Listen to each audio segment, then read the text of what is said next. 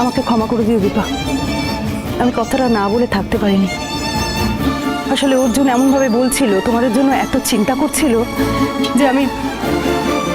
অর্জুন, তুমি আমাদের জন্য এত দূরে এসেছো?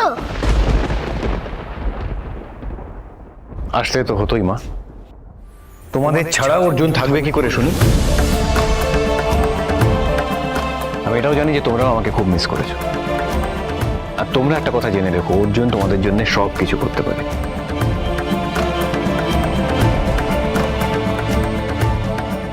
অর্জুন, তোমরা কথা বলো, আমি সোনা রূপাকে নিয়ে একটু ভেতরে যাই।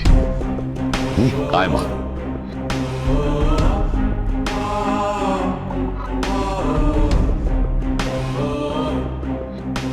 কেন করলি এটা?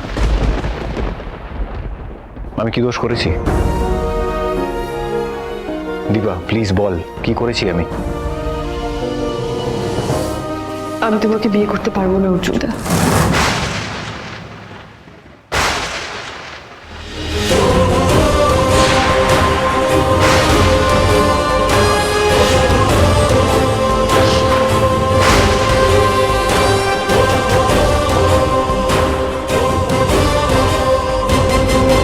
বিয়ে করতে পারবি না মানে? এত কিছুর পর কেন? মানে কি হয়েছে দীপা? কিছু তো বল, কেন বিয়ে করতে পারবি না আমায়?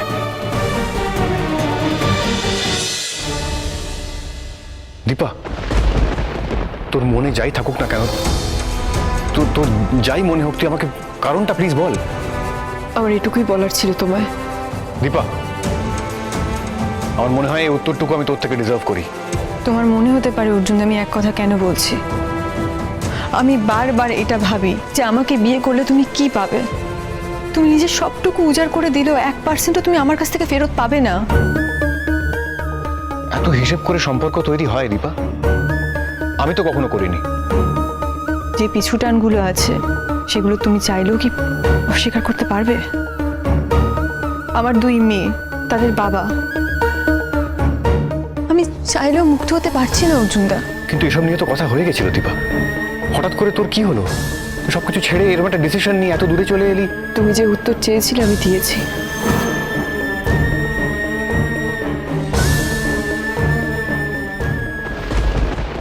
হাত ধোয়া নাম করে বাইরে এলে আর শুধু তুমি মাদের কথাই শুনতে চাও, তাই তো? মা কি বলছে কিছুই বুঝতে পারছি না। অর্জুনের সাথে কেমন কেমন করে কথা বলছে মা। তাহলে কি বিয়ে হবে না?